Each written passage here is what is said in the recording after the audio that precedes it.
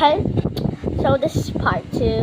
If you see my video that I post, I'm still wearing the same outfit because I'm gonna do it only in one day because tomorrow I'm gonna practice. Kuya, nakita ka? Katawan nga lang. And I'm tired, but I'll still do it for my classmates. I'm happy that my classmate appreciates what I'm cooking because she wants to here to cooking with me.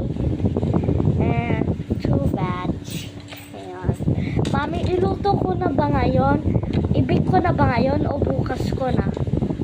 Kasi bukas late ako nagigising eh. Pwede agahan.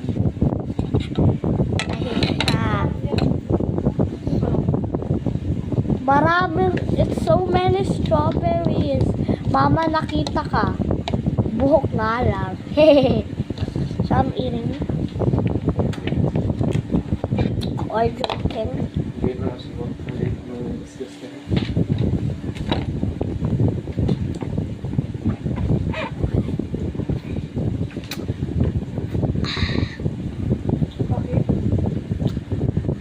Ganun talaga kasi ginagamit. Yeah. It's okay. Hindi, isa rin. Ano kasi may story kasi na nangyari kanina. Ano bang sorry? Mamaya, chismosa to eh. Ako din. Sabi ko pala nga na chismosa ka, ano ko lang masasabihin eh. Ako tiwala sa'yo. Sasabihin mo lang yan para makuha yung gusto mo. Sasabihin ko sa'yo, gusto mo may ginawa ko, sasabihin mo, mga pa, alam mo si kuya. Di ko naman yung sinasabi. Alam na kita. Wala na ako sasabihin sa yung sikreto kay Kasi dati nga sinasabi mo pag may sinasabi ang loko-loko, sabihin mo din kila mama at papa.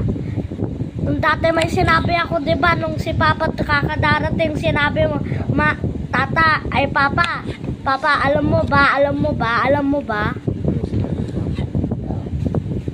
Ako sinabi ko ba? sa babae na inaano ko doon sa ano. Hindi ko naman sinabi kay papa, kay mama. Kay mama lang. Ako mismo nagsabi kay mama. And Nung nabalikan ni papa. shut up, naka-video ako. Hindi kaya mo lang kung natatalo ka. OA yarn. Ganyan si Josie every time nagagalit. Oh no, 2%. Part 3!